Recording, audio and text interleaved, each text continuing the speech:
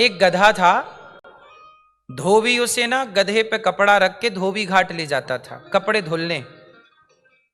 पहले के जमाने में धोबी लोग गधे के ऊपर ही कपड़ा रखते थे और धोबी घाट ले जाके कपड़ा धुल के पीठ पे रख के वापस लाते। यही पहले के जमाने में व्यवस्थाएं थी। एक धोबी गधे को लेकर के धोबी घाट गया। संयोग देखिए कि धोबी ने गधे को बांधने की रस्सी नहीं ले गया। रस्सी से बांधता था ना गधे को, आज भूल गया। जब रस्सी भूला तो धोबी बड़ा परेशान हुआ कि यदि मैं वापस जाऊंगा तो बड़ा टाइम लगेगा, मैं लेट हो जाऊंगा और दूसरे काम समय से नहीं हो पाएंगे, बड़ा परेशान। तो वहां एक संत जी बैठे थे।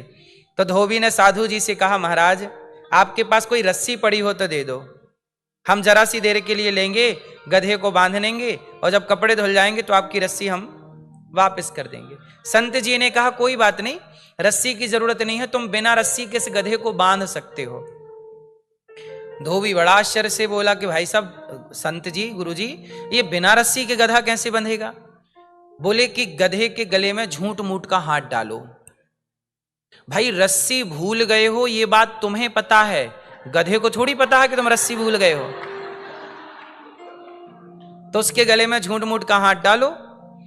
तो गधे के गले में झूठ मूठ का धोबी भाई ने हाथ डाला और जैसे पेड़ से रोज सच्ची मुच्ची बांधता था, आज झूठ मूठ का बांध दिया। और गधे को लगा मैं बंध गया। अब गधे को कहां पल्ले पड़ती कि कहां रस्सी है, वो तो बंधा। अब गधा वहीं बैठे वहीं खड़ा होए वहीं बैठे। धोबी के पूरे कपड़े फिनिश धुल गए। उसने गट्ठा रखा पीठ में धोबी ने गधे के और एक डंडा मारा, चल।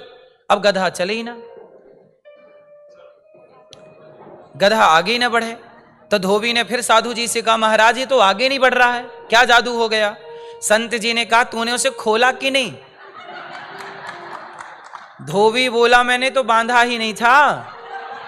संत जी ने कहा, बांधा नहीं था तो बांधने का नाटक तो किया था।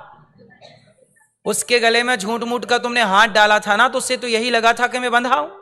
अब जैसे तुम खोलने के लिए रोज उसके गले में हाथ डालते थे, आज तुमने उसके गले में हाथ नहीं डाला, अब उसे खोलो। तो जैसे रोज खोलते थे सच्ची मुच्ची का, आज झूठ मूठ का उसके गले में हाथ डालो। और जब गधे के गले में हाथ डाला तो गधे को लगा मैं खुल गया, क्योंकि गधे का अभ्यास बन चुका था, प्रैक्टिस हो चुकी थी कि पहले धोबी आता, वो गधे के गले में हाथ डालता, फिर डंडा मारता। और आज अचानक डंडा मार दिया बिना गधे के गले में हाथ डाले। तो गधे को लगा कि आज मैं गधा हूं कि ये गधा है। और जब गधे के गले में हाथ डाला तो गधे को लगा मैं छूट गया, गधा चल पड़ा। अब यहां प्रश्न आपसे है, बताओ गधा बंधा था या नहीं बंधा था?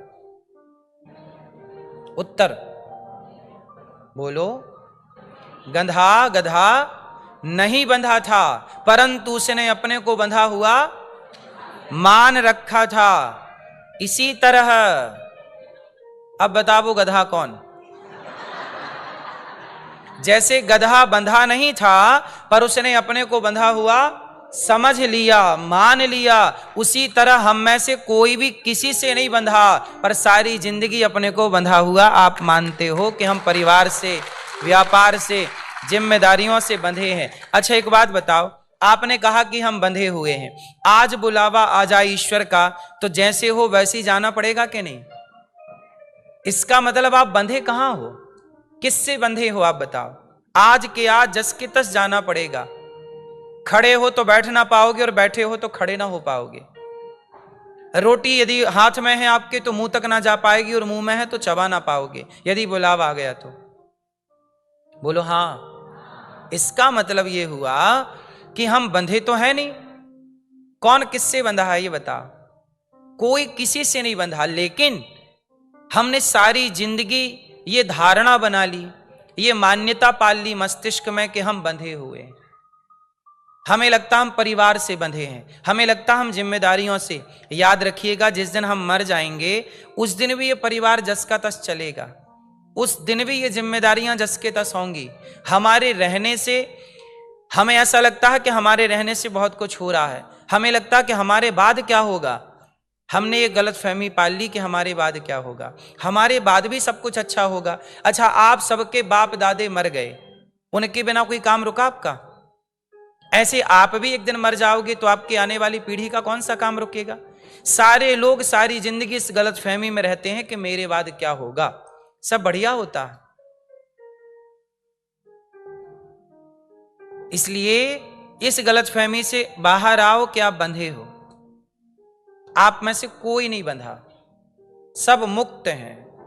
हम ऑलरेडी क्या हैं? मुक्त हैं। लेकिन मुक्त होके भी हम जबरदस्ती पकड़े हैं और हम कहते हैं कि इसने हमें पकड़ रखा है। अच्छा ये बताओ, पोता पोती ने आपको पकड़ा है कि आपने पोता पोती को पकड़ा है? पोता पोती ने दादी को नहीं पकड़ा, दादा दादी ने पोता पोती को पकड़ा है। फिर आप क्या कहते हो? हम बंधे हुए हैं। आप बंधे नहीं हैं, आपने जबरदस्ती अपने को बंधा माना उस गधे की तरह। वो बंधा नहीं था, पर वो समझ तो यही रहा था ना कि मैं बंधा हूं। ऐसे आप लोग भी परिवार में ऐसे मान लेते हो कि आप बंधे हैं। इसलिए परिवार में रहो पर बंध करके ना रहो। भागवत यही तो सिखाती है कि जिंदगी में रहो पर बंध करके नहीं, मुक्त होकर के रहो। ये भाव रखो कि हम बंधन में नहीं, हम मुक्त हैं। और मुक्ति, जिसके जीते जी मुक्ति हो गई उसकी ही मरने के बाद मुक्ति होती है। जो जीते जी मुक्त नहीं हो पाया वो मरने के बाद क्या मुक्त होगा? मुक्ति मरने के बाद तो होगी ही, पर एक मुक्ति है जो जीते जी होती है। जीते जी मुक्त हो जाना, किसी से बंधन ना हो, सब मन केवल भगवान में हो, यही जीते जी मुक्ति है। काम करते रहो, नाम जपते रहो, सदा भगवान का स्मरण बनाए रखो, यही मुक्ति है। तो वसुदेव जी भी मुक्त हो गए। तो अब आप लोग बताइए, आप बंधे हैं कि मुक्त हैं? बोलो। देखो, लोग कहते हैं कथा क्यों सुनना चाहिए? अरे कथा ने ही आपको अभी 5 मिनट के भीतर ही मुक्त कर दिया कि नहीं? अभी थोड़ी देर पहले आप ही कह रहे थे हम बंधे हैं बंधे हैं, अब आप कह रहे हैं हम मुक्त हैं मुक्त हैं। हो गई मुक्ति कि नहीं? और जिसकी जीते जी मुक्ति हो जाए, अभी तो केवल ये मुक्ति आपने सुनी है, अब इसे जी करके देखेंगे तो और आनंद होगा।